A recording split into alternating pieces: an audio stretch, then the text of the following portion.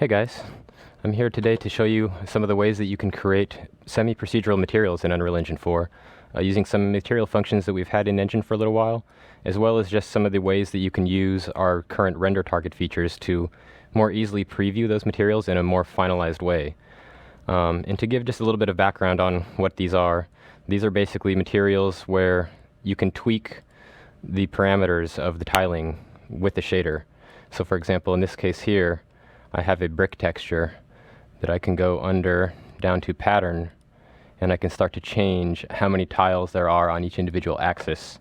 So for example, I could say it's this tile size, it has this tile shift pattern, or anything in between, including some things like grout, which has a thickness and things like that. So just going to start showing you basically how the foundation of that is set up and how to tweak some of these materials. And we're also going to be releasing a link afterwards to an actual project with all of the content that you're going to see in this level right now. As well as showing you different ways of baking it. Here's some examples on how you can use the merge actors feature to actually bake your materials a little bit more easily than we've done in the past, where we use the high-res screenshot command to dump out buffers. And one of the reasons is that it will create the UAssets for you directly, and it will create them as normal maps and things like that, and you don't have to worry about the tone map or sRGB conversion. It'll just work. But yes, so to jump ahead into how this material stuff works and how you can kind of roll some of your own, I have over here a little example material that shows kind of the core of these material functions, which is a material function that I made a while ago around the time of the Infiltrator demo, which I think would make it around 2013 or something.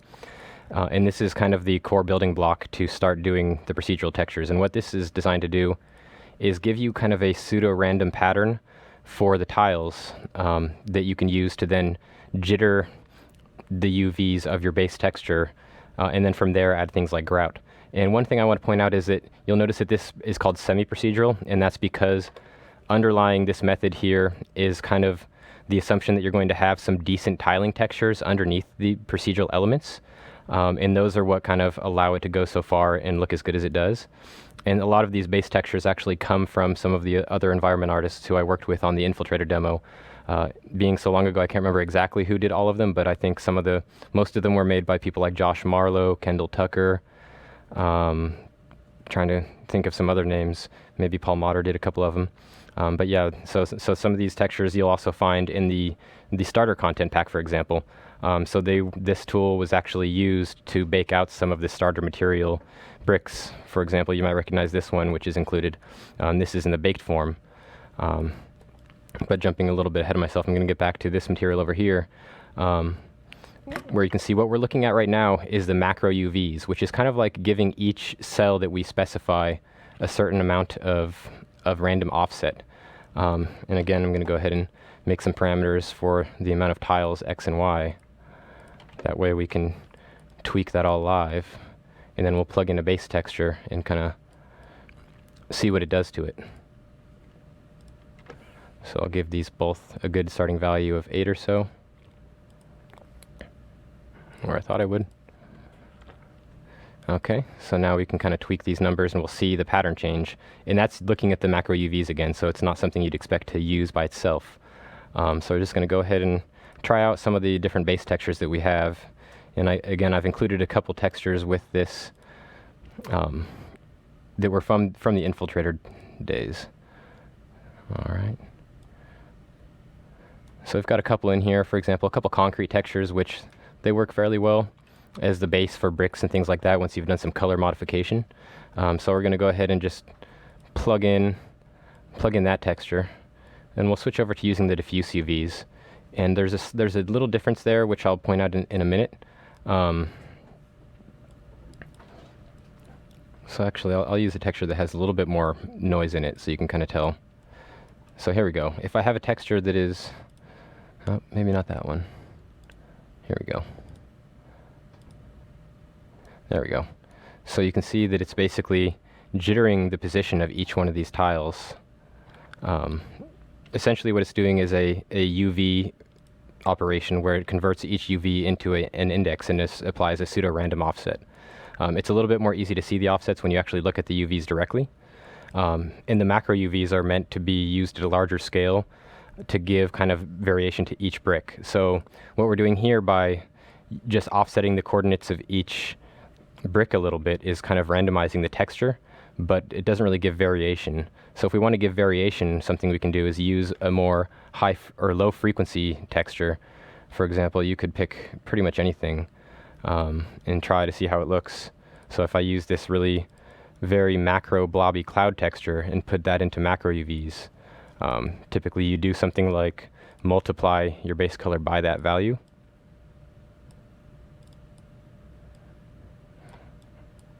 And you see I've got a little bit of variation per tile. And again, you'd want to expose the macro tiling to be different from the diffuse tiling, just as a good way to control how much detail you're going to see on there. Because you'll notice if you use a really low tiling factor for the macro tiling, it'll be tiled so much that it kind of goes away because you're seeing that macro repeated over each brick. Whereas if you use a lower number, you're essentially seeing more of the random variation from that texture. And again, that's because each brick is likely to sample from only a small part of this texture as opposed to the entire texture. And that kind of forms the basis as well of how we do things like adding variation for large surfaces. You can do things like bake this macro variation pattern out at a larger tiling pattern than you're using for the regular texture. And then you can scale it up and do things like use no texture filtering to get sharp, crisp lines.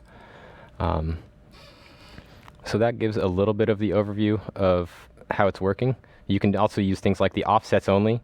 Notice that it's actually going to be a solid color per each tile, as opposed to the macro UVs are going to be, it's hard to tell here, but there's actually a gradient inside of each one of these, which will vary by the tiling. It's hard to tell because I have it set so low, but if I had tiling at 1, for example, you can see that I have some tiling going across each UV.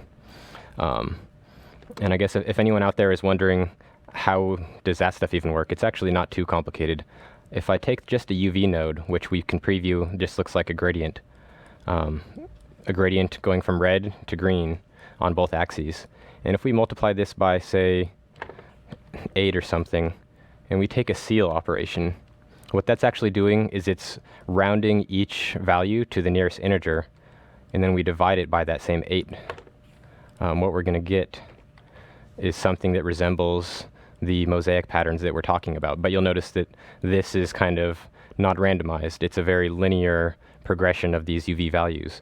And so what this basically does inside of here is it uses some math to turn that into a pseudo-random value. I'm not going to go inside of there because it's actually a pretty old function, and there's much better ways of doing stuff like that now, which is another thing I'd like to point out real quick. This project is something that's kind of been sitting on my drive for a while, and I've always been kind of intending to go clean it up and make everything perfect and release it. Turns out things like that never really happen, so just going to release it as is, warts and all, but try to be, open about where the untweaked or unfinished parameters are, and we can make it kind of you guys are free to send feedback, and we could tweak it and re-release it in the future. So one of the newer, better ways of doing something like this was added by one of our programmers, Mark Alano, and he added this really interesting node called vector noise. And vector noise has a bunch of different modes inside of it. We're primarily concerned right now with this one called cell noise, which is actually interesting because it will take a 3D position and give you a 3D random value. And that's useful in a lot of different ways. We can make it useful in this way here by just taking this sealed value. We don't want to divide it first because we want to use a 1D, or we want to use whole values so that we get whole solid random colors per cell. And if we start previewing this node, hang on, I think it may be complaining that we don't have a float 3. So that's one thing to remember, is that sometimes these nodes take a float 3, and if they do, it won't work. So now what we have is a basically completely randomized pattern starting from the tile size that we input, which was multiplied by 8. So we can kind of go in here. If we want to look at it more like how it would look in our UVs, we'd want to kill the blue channel. But it's worth noting that since you have a 3-channel random value, you could use that blue channel for something else interesting as well. So if I go ahead and start previewing this node, so now you're looking at something that's kind of similar to the macro UVs we have in our function. You know, if I were to set these both to 8, just for, you know, something. So if anything, Mark's cell noise is probably a better random number system than whatever stuff I was using before. I think what I was using would be considered a linear congruential generator, which is basically a fancy way of saying you multiply by a huge number, add a huge number, and take the modulus. So it does have a kind of definitive pattern to it, but there are some cases where that pattern is actually useful, which I'll kind of jump back to at the end of the video. So now I feel like we've given a little overview of how this stuff works, at least conceptually. It's all based off of taking these UV gradients and doing things with them. And maybe the other bit that I'll show real quick is that, so we have, you've noticed the unique index of each one of these cells here by the seal. If we also do something like take the frac, that's getting the fraction of each cell. And if we want to see what does that look like, it's going to look the same for each cell. What we've basically done is made a little miniature UV chart for each one of these cells. And using that, you can do things. You can do things like extract edge gradients or extract center gradients. For example, one simple way to do that would be to use something like the box mask node. And you could actually do things like, we're going to use 3D since I think there's actually a bug with it. I'm going to go ahead and append this so that it comes in as a V3, or there's a bug with the V2 version, sorry. So we're going to say we want to give it that, and what if we wanted to do a box at the center of each cell? Go ahead and clean some of this stuff up real quick that we don't need.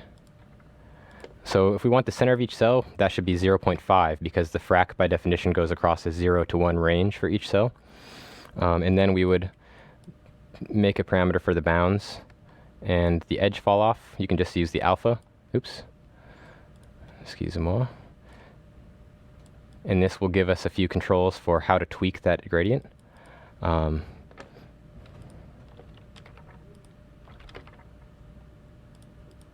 edge thickness. All right.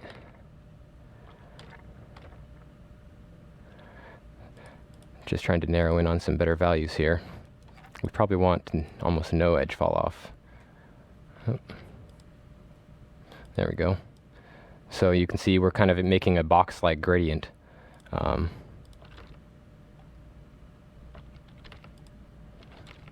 basically by pulling this in or out, you'll get different amounts of, oh, here we go. This is the reason why we weren't seeing it, because the z-axis was not aligned to the 0.5 of the center that we set here. So now we should actually get better control. No? Come on. There we go.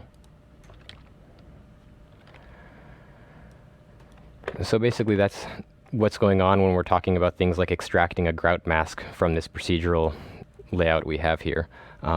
So the function that we have in this actual level kind of builds upon this and adds some features like creating normal maps, creating the grout, creating the ambient occlusion, and it gets a little complicated to go over every single one of those features. But just for a quick example, we have some functions like normal from function. And these kind of, I think, make people a little bit nervous because they look a little bit hefty, but they're really not as crazy as you might think. But the key thing about them is because this method takes a derivative, which is a normal map, using the finite differences method, which means it's like what you did in grade school when they asked you to find the slope. You take two offset points, you get the difference between them, and then you divide that by the length. So it's rise over run.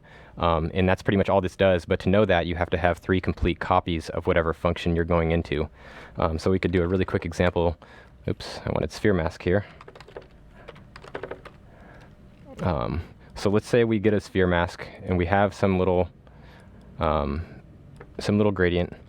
We're just going to make a little cone or a sphere shape, and we will say radius is that. We'll take a look at what it looks like, except we want to actually use the frac of the UVs, and then we will set the hardness to be 0, because otherwise we're not going to really get a good result. Okay, so that's what our function looks like. I'm going to go ahead and move this up here. So what if we wanted to make a normal map of that function right in a shader? There's definitely a lot of ways to do it. The simplest method is with the finite differences that I just mentioned. And the way that we do that is we actually need to vary the coordinates. So to do that, you'll notice this is the UVs that we're using to create our mask. What we do is we take that UV and we pass it to this function in the coordinates input. And now we actually use the UV outputs of this function to look up our 3 copies. So as before, we'll actually need to have 3 copies of this. And they would have to be identical for all input pins except for the coordinates, which you would use as supplied. Go ahead and move some stuff out of the way here. So I'm just going to follow this same logic and hook up UV2, UV3. Oop. Going to hook up sphere mask. Oop. So you want to hook these up in the same order. So UV1 goes to input with UV1 in it. UV2 goes to input with UV2. UV3 goes to input with UV3. And then we could hook up this normal and preview it. So now we have a normal map, which is basically showing the fact that sphere mask, people kind of think of it as a sphere, but it actually describes a cone shape because it's a linear distance. And if you have a linear distance from the center, that creates kind of like more of a triangle. But we could then, of course, vary the intensity of this by giving a parameter, and it's going to say basically how much slope does it need to get a value of full intensity in the normal. And sometimes it depends on the function how low you'll have to go to actually get a really subtle normal. In fact, it seems like it's not really... Oh, I'm changing the offsets, not the intensity. The offsets is basically how far those distance samples are apart. And generally, you don't need to change the default. But for certain really fine details, you'll want to tweak that default so it can pick them up. And conversely, sometimes using a larger offset can provide a little bit of a blurred type of result rather than taking the exact normal. But yeah, so as you can imagine, it gets a little bit complicated when you talk about recreating this entire function 3 times to plug into the normal node, which that's exactly what's happening inside of the master function for these shaders. So I guess I'll show just a couple different variations that you can get with these. We've got the default bricks, we've got messy bricks, another type of messy brick, all the way down to, kind of a flagstone in a patio type of look. And some of these we have here previewed as pre-baked out textures, which means if you actually go to here, it'll be under a baked materials folder. And these are the ones that were actually made for the starter content pack a few years ago, and you'll get them whenever you install the starter content. And including going down to things like a little test here, like metallic Guggenheim bricks, which were kind of fun. I used to have an actual mesh of the Guggenheim, but I don't know what happened to it, so couldn't show that. And it also applies to some of these kind of pseudo-random building materials here where we have fake interiors on the inside. And I've got a couple of those buildings over here just to show, which we'll get into those a little bit later. But they kind of use the same technique that we're talking about with the random tile and then using the pseudo-random index. And before I talked a little bit about how different pseudo-random values can have patterns, and sometimes that's actually desirable. And this building case is one of those where the pseudo-random number generation is not very good. From a cryptanalysis standpoint, it would be very weak. But it provides these interesting patterns where you get 2 bright windows or little clusters and things like that. And we can go in and kind of tweak what those are. Hang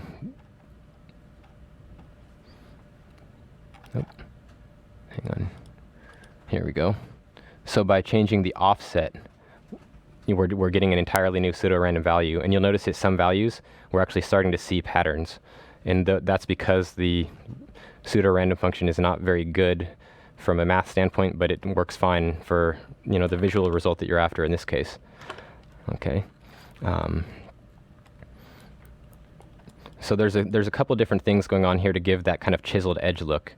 And I mentioned before that not everything in here has been super polished up to where it would be instantly understandable, which is why I'm going to try to kind of just really quickly go over what the different controls that are exposed are. Sorry about that. I'm having trouble getting the windows set right. So we have some things that we've talked about before.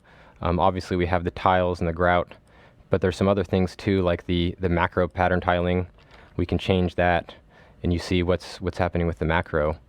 The pattern is just the basic pattern that we were talking about before, but there's another option in there called tile warble, and that's actually, depending on the texture you put in, it's kind of warbling it by using another texture to distort the UVs. And for a lot of them like this, it wouldn't look very good, but when it's tweaked right, it can also do things like this where it makes a kind of more messy warble pattern, and that requires tweaking the warble as long as the tile size. Oh, I set the warble size to 0. So yeah, you can see here I can quickly mess up my shader if I have, you know, a warble size that is not good, which just starts to do bad things. But it's also kind of an interesting control. I'll turn that back off for this one, since for clean bricks you don't really want that. Roughness is just basically converting the diffuse result into a roughness, which isn't super technically accurate, but at least it gives some kind of, you know, it gives you the variation that you need to where you want the roughness to go. Probably could be tweaked or improved in the future. But the meat of controlling the actual controls all go down to pattern and bevel and grout, I would say. So under bevel, we have a couple of different options, like the bevel width, which is basically going to shrink it in. But you'll notice it's also having some interplay with this kind of edge chip texture. And that's actually down from, where is it? Under advanced, I think. Sorry, it's in one of these. Here we go. This surface noise height is, I kind of have another height map that is a pure noise texture being mixed with this, which kind of is what's giving it that really chiseled away look. So by varying that, and along with the bevel width, you can create either a very detailed or very smooth shape. And you'll notice it also looks like it's creating a flat top of each of these bricks that goes back up to here with the bevel. You can basically say where is the clamping occurring, and we can shift that in and out at any point as well. And you can even do things like how much of the normal map do you want to survive above the clamp. Sometimes it looks good to put maybe 0.2 or 0.1 of that normal map above that clamp spot. And it just kind of all depends on the current thing you're working on. I'm going to go ahead and turn off the surface noise for right now, because it makes some of the other controls a little bit more, they feel like they're directly controlling rather than being some result of some equation. Whereas, you know, things like the bevel width and bevel softness is even kind of controlling. Oh, there we go, at lower values. Hang on. There we go. Yeah, the numbers don't always work together if you go to extreme values. I was just trying to get kind of a... And controlling the bevel height is kind of also going to control the grout to a certain extent. Let's bring this back a little bit. So bevel radius, we can actually start to make the bricks round. So I've made a little bit of a weird shape here, but it kind of demonstrates what's going on a little bit. The only parameter that's not really working the way I remember it is this bevel softness, which it could just be something I need to take a look at with one of the other examples, because some of them are set up that way. And you'll notice that the grout as well has some of its own controls, which are right here. We're basically saying that the grout is indented, but we could also flip that so that the grout comes out rather than in. And that's just a sign here. Or you could say the grout is completely flat, or anything in between, of course. And you'll notice that we almost get a little bit of a pinch right on the edge of the grout. That has to do with this grout width property. And sometimes if you use too narrow of a grout like that with too intense of a normal, you'll get it. And generally, using a little bit wider grout will start to make it go away. And of course, you can change the intensity of the grout texture normal that you have hooked up. And that goes back to, again, this being kind of underscored by actual non-procedural textures that somebody from our art team made. And we can actually kind of see what those ones look like down in here. Grout normal should be here. I don't know why that's not exposed. Is that? Yeah, so I guess I didn't expose the grout normal. One more thing that I have to add to the list for the future.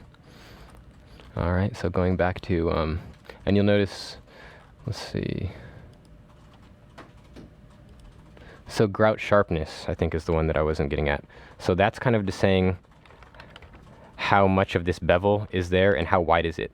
So that was also contributing to that pinch we saw before. If the grout sharpness is too low, you'll start to see that the gradient touches in the middle, which is what causes that. So I can make the normal map really strong, and that will kind of showcase the artifact. Oops.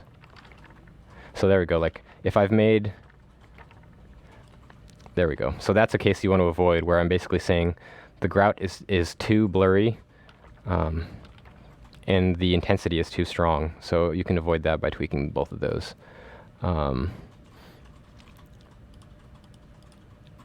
So the grout is basically modifying the mask that is constructed in the shader between the bricks, but the actual blend that's occurring between them is based off of a height field, which is why some of these things here, like when I start changing the bevel height, it actually changes the grout result slightly as well, because it's changing the result of that height map. All right, I feel like I've probably messed up that one enough for right now. We can go over to some of these other ones. This one is just kind of a neat example that has a blueprint that can actually lerp between entire copies of these, which is a neat effect. And if you want to see how that's set up real quick, this was actually a blueprint function that one of the programmers added years ago that was never really well known, I feel like, but it's pretty simple to use. It's just this here, interpolate material instance parameters, and you just have to give it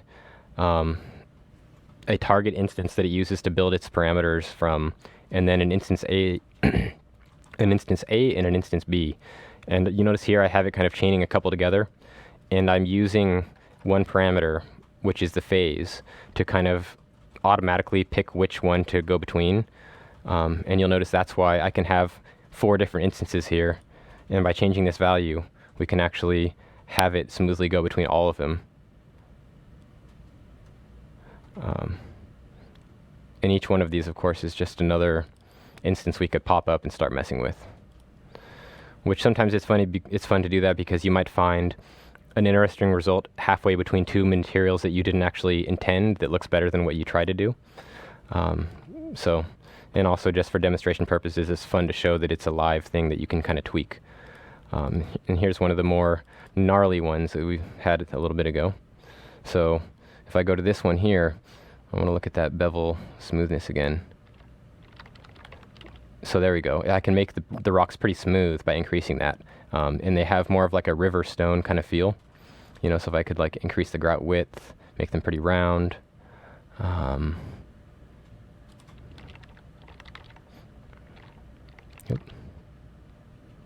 I think I'm typing too many numbers.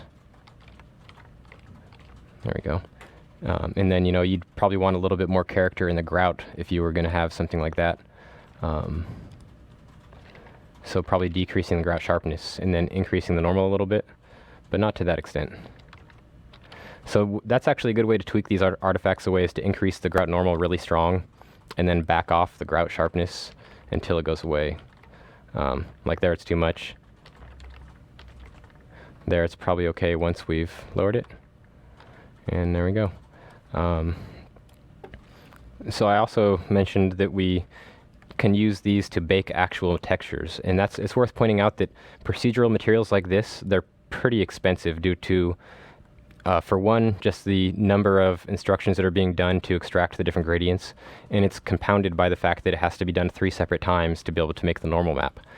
So if we actually looked at shader complexity, turning on shader complexity. So this is a baked material, almost pure green. This is a procedural material. It's getting towards the expensive side of the spectrum. So typically what you would do is you would bake those out, and it's actually gotten a lot easier to do that over the last couple of years. So I have a little plaque here that kind of explains the basic ways to do this. But the easiest way right now seems to be by using the Merge Actors tool, which that's under Window, Developer Tools, Merge Actors.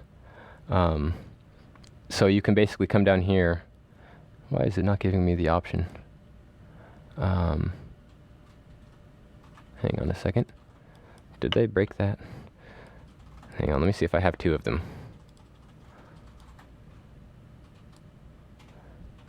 Merge material is grayed out. Well, that could be a bug. Let's see, I'm going to look over to the chat real quick to see. I see people typing stuff. Okay, well, I'm going to go through a couple questions here because they've been piling up a little bit. Someone asked, is it possible to animate the parameters? Yeah, I think I actually just showed that with the interpolate parameters node. Of course, you can also just drive each parameter individually if you'd like to.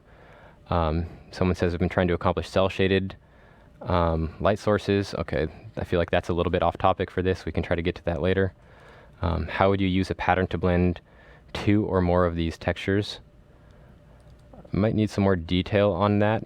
Are you talking about blending textures that are actually patterns themselves? So I'm not sure if you can give some more, excuse me, some more detail on that. It would help. Would this affect the texture density? The rules for putting up assets on the asset store. Once you've baked it to a static texture, it no longer is a procedural material, and I would probably suggest if you're going to release these for actual use, you would more use it as a content creation method and then always bake it out.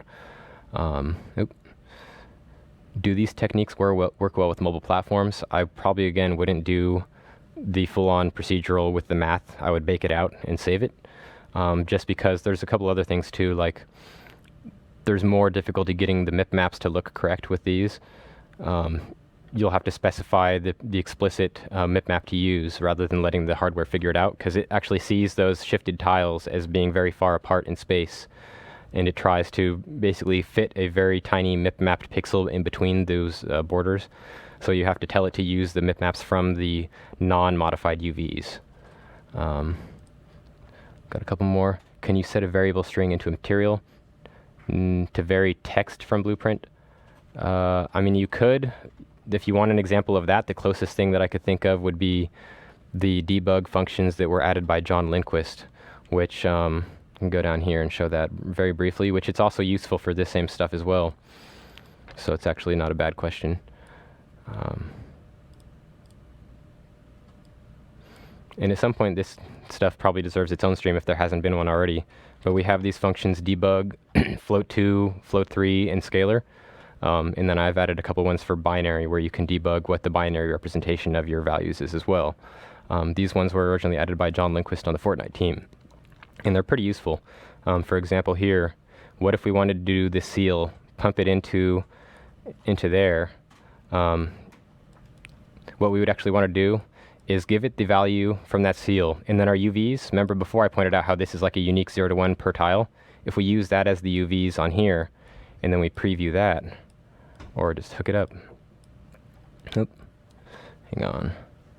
What's it complaining about? Oh, it wants the appended value, because I did float 3 instead of float 2. Let me move this up a little bit. What that's actually done is shown the value of each tile. I'm going to reduce the number of tiles to maybe 2 and make this a lot bigger so you guys can actually have some chance at reading that. But now we're basically debugging what's the actual index of each tile.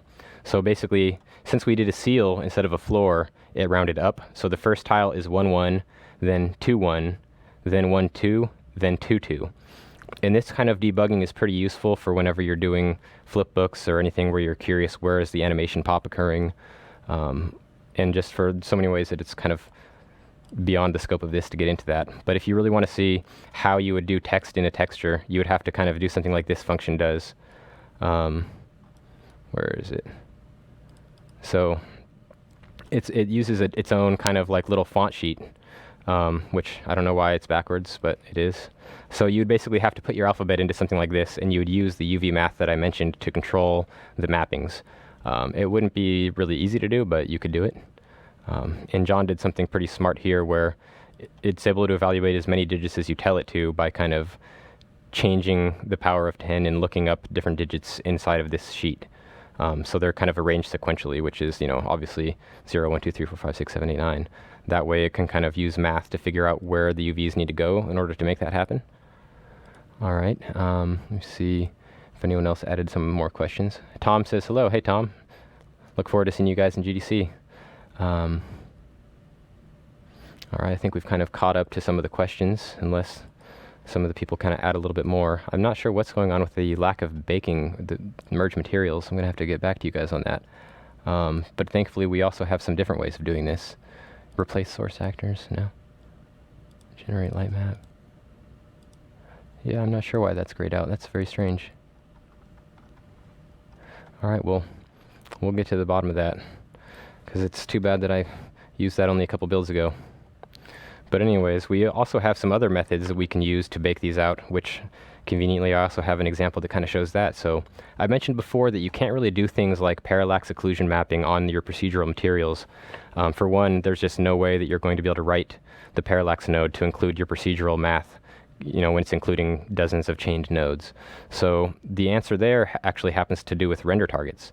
So I've made this little blueprint right here that you can change whatever the material assignment is, and it has a bunch of render targets inside of it, and it actually does a render to these render targets on the fly as you tweak things, and then displays those on a regular material, and then using that regular material you can do things like parallax occlusion mapping.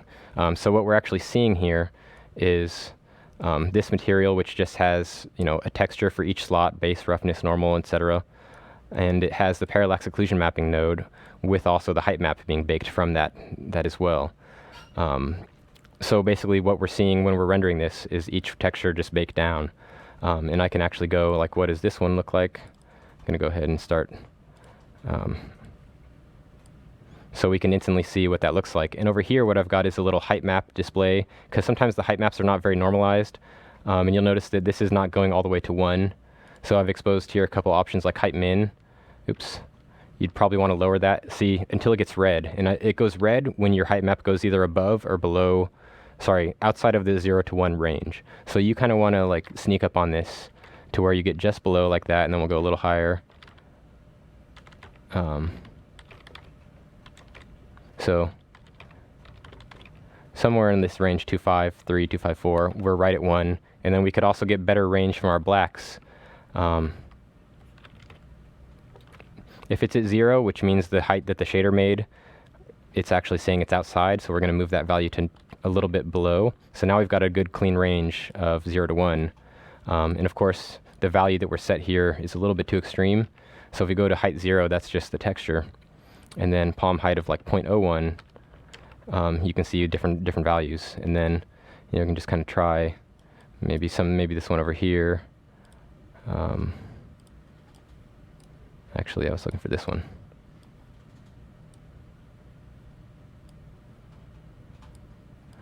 There we go.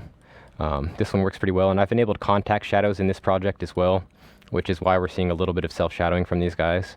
So if I go down to contact shadow length and set it to 0, you know, you can see it's just kind of gives it a little bit more convincing detail.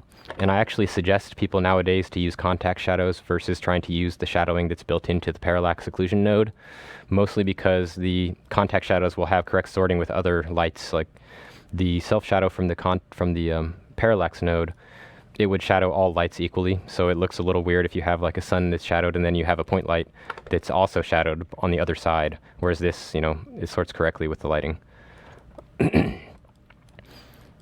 So the way that I'm doing this here is the blueprint itself is making the render targets rather than trying to have a bunch of render targets existing in the content browser. And the nice thing about that is you could instance this around and not have to create the render targets ahead of time.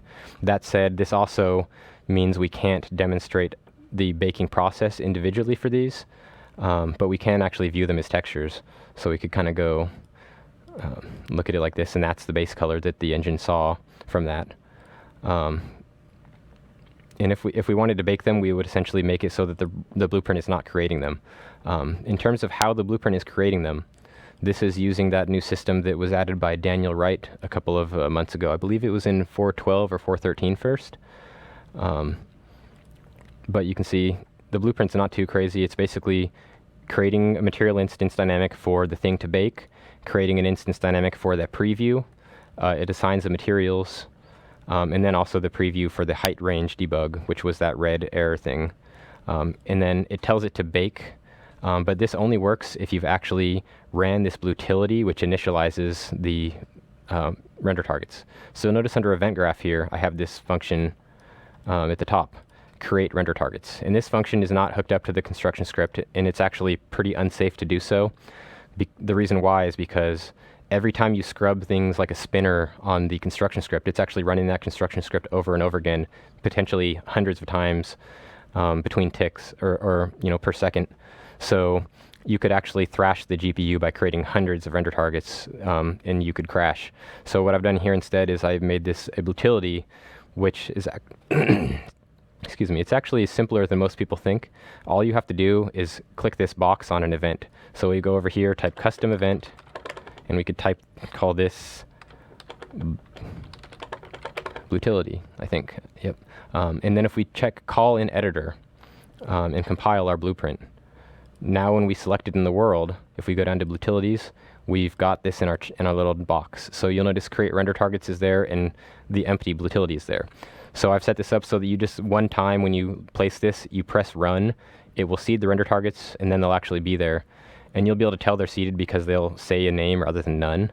So these say a name, which is good. Which means if you look at this without it being seeded, the material would just look black.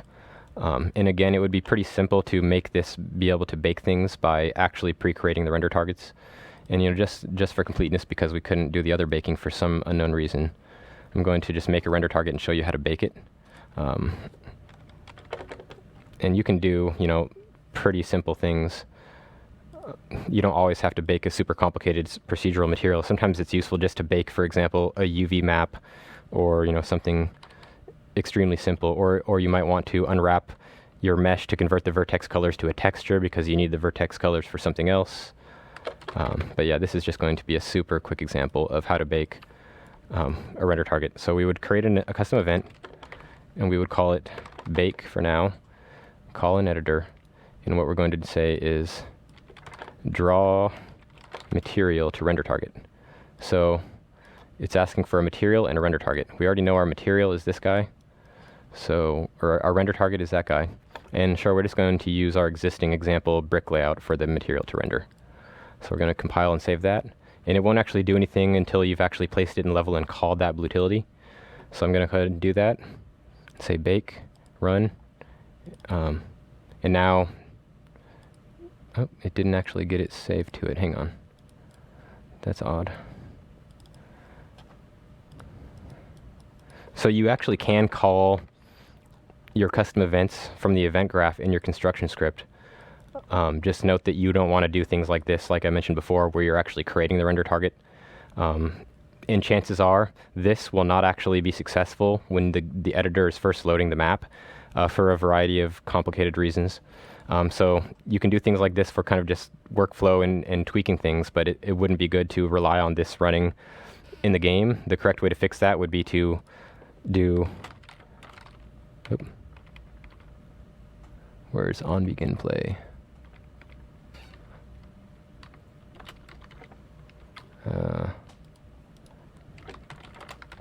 There we go. So in this case, the fix would be to do this, just event on begin play. That way, whenever someone plays the game, the construction script isn't going to render that for you. It'll just do it on begin. So now that I have that, let's see if this actually worked. You know what? Maybe it's because this material is not right. No? Oh, I know why. Yeah, so I should have clarified that render target drawing only works from the emissive channel. And it's actually best to use an unlit material so that you can be absolutely certain about that. But now, when we do that bake... Oh, there we go. So now we have the contents of our material in a render target. And what we could essentially do is right-click, create static texture, and there it is. So you could do that for any number of them, and then you could adjust things like the normal map mode and the compression mode and things like that after the fact. But if you're curious, how exactly am I baking out this lit material all through the emissive channel, that's actually kind of a material function that uses a bit of a method that I've been sort of messing with for a while. First started doing this for the previous bullet train demo, where we had very expensive layered material characters that we wanted to simplify down to one set of textures. So what we did is we unwrapped and actually baked to texture those characters in the engine. And you'll notice, so this material, this is the whole procedural material. You'll notice massive material function. But yeah, so at least it's fairly organized in terms of where the parameters are. They're all grouped by names, but everything is taking place in this giant BrickAndTile function, which is doing the 3 offset copies of everything with all the controls. So at the end of this, I convert this to material attributes, purely so that I can have authority to swap everything in this one function. So this attribute switch here is actually kind of like an override system where it has 2 modes. First of all, it takes in the input material attributes here. It breaks them out, but it also passes them through untouched. So kind of like the first mode for this is, are we in render mode or not? And if we're not in render mode, we pass through the underlying attributes untouched. If we are in render mode, this gets clamped to 1, then we pass through this, which you'll see I have everything that could contribute to lighting set to 0, and everything is coming through emissive. And here what I basically have is just a cascade of blends where they're kind of ordered so that they kind of go over each other. And each one of these is just controlled by, are we render base color, render specular, render roughness, render normal, render AO. And then in our blueprint that's actually doing the baking, what it's doing in the bake event down here, it's actually going to be modifying these parameters and calling a bake for each one. So for example, we set first rendered textures on, which basically says turn off the base color and everything and pipe everything to the emissive. And then we start saying, okay, turn the base color to 1, render base color, and then we say draw material to render target. We draw it to our render target. I don't know why this mouse is zooming in and out constantly. I swear I'm not pressing the mouse button. We bake this to the base color render target, and then we go down and we do render specular to the specular render target. We set render roughness to the roughness target, and notice each one of these things is on the same MID. And so it's actually kind of cool that you can do all of these events and all of these draws all in one event, which is another thing that Daniel Wright had to do to make that possible. And you can even do things like, if you had a scene capture in your level, you could modify scene materials to do things like unwrap, and then you could capture by triggering the capture event, and then you could set the material back, and it would appear as if nothing changed to the user, but you would have, in effect, done multi-pass rendering through blueprints. So I feel like that kind of shows a little bit of that process, how it's working. It's a little bit of a hack, piping everything through the emissive channel, but on the other hand, it's a way to guarantee that everything comes through clean and raw without, being baked to a texture with sRGB enabled or something like that when you don't want it. Okay, so we've got about 10 minutes left here. I'm going to look through some more of the questions. Is it more efficient to create the same procedural material in Unreal versus Substance? I don't think it's really a difference of efficiency. In fact, Substance is probably going to be a lot better just from the standpoint that it's a standalone program that's been developed by a lot of people for a lot of time. And this is more something that I was messing with back on our Infiltrator demo before I even really knew about Substance Painter at all. Just to show the type of things you can do inside of the engine. But there is something to be said for being able to tweak elements inside of your scene and being able to tweak things like the scale of your bricks. I would not ever expect or try to sell this as it was a competitor to an actual textured tool. It's more like, here's what you guys can take and try different things for baking static textures into your games. And of course, also previewing them using the render target system, which is kind of a pretty powerful method that I've only recently started messing with. We've got a couple, show the buildings with the rooms again, please. All right. So was planning to get to that. So basically, this mouse has a mind of its own. I think the wheel is drunk. All right. So this is using a material function. All right. This mouse may have to die. Sorry, guys. This is using a material function called interior cube, and what it does is it actually takes a cube map and repeats it across a surface based on the UV tiling. So if I actually sort and show the texture cube maps here, I'll show you what they look like. They're basically like this, and this is one where I basically placed a cube camera inside of our realistic rendering room, which was made by Nick Donaldson and Paul Motter many years ago as well, and just converted it to a cube. And that's probably the best way to make these cube maps, is actually build a physical room and capture it with a cube capture actor using the same process I described before, where you right-click the target and say create static texture.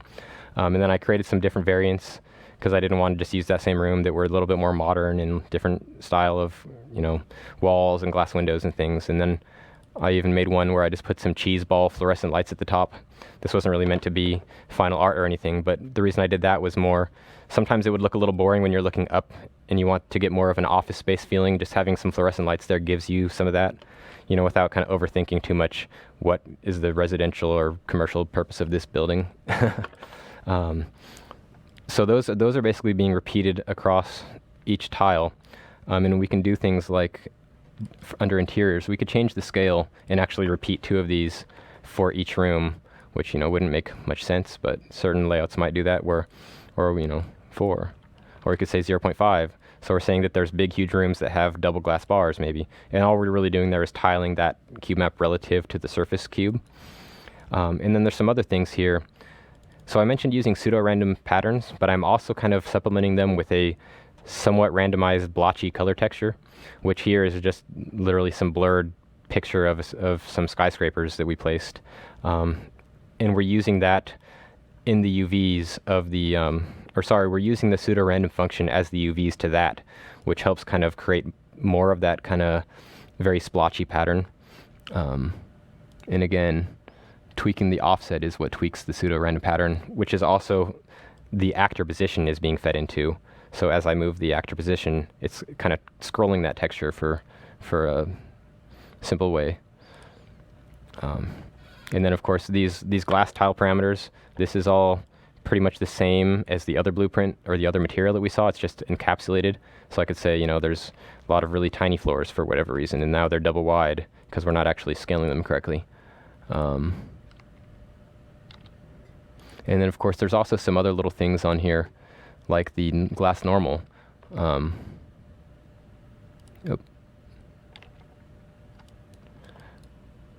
Which it looks like it might not be using the round normal anymore.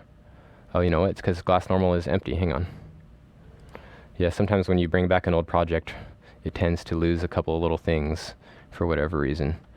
So I guess I lost my nice round mask, but these used to have kind of like a very bubbly round normal map on them that kind of made them look warbly.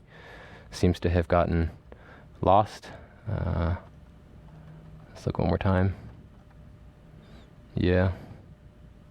Well, that's too bad, but oh, maybe this one here. Okay. Yeah, I don't think that was meant to be the right one.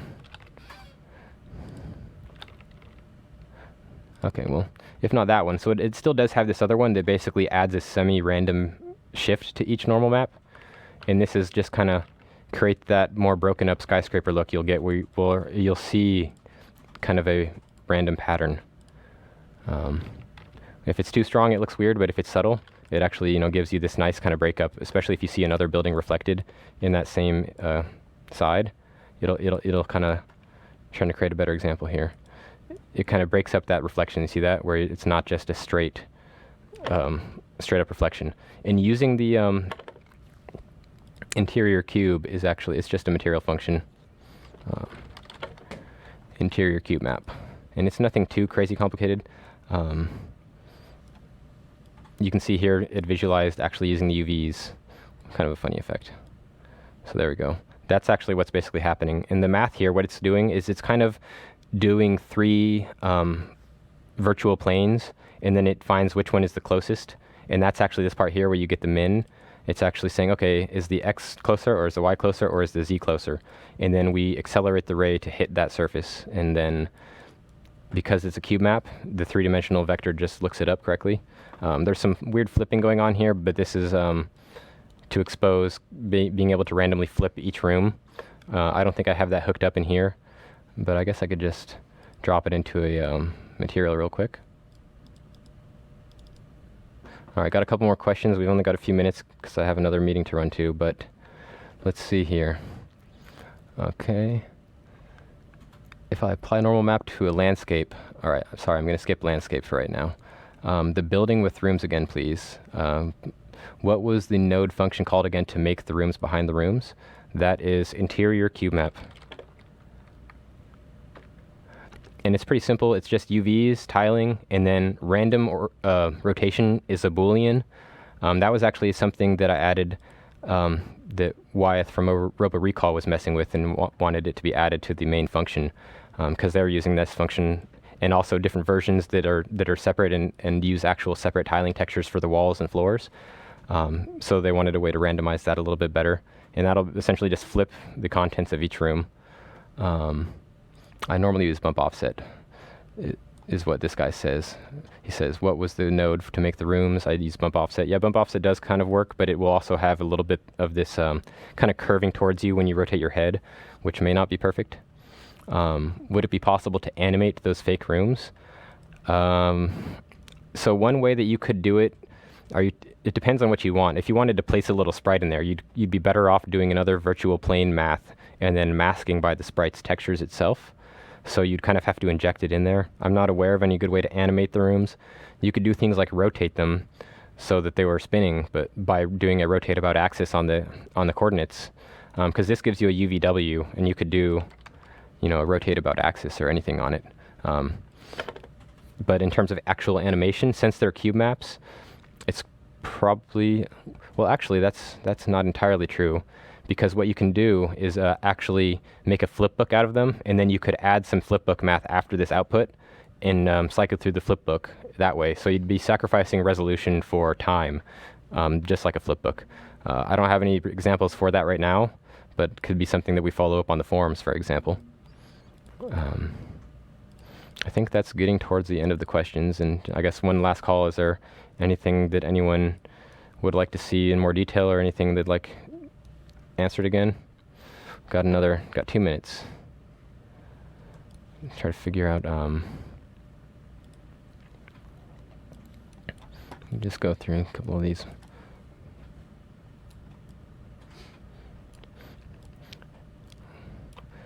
All right, I see one being typed.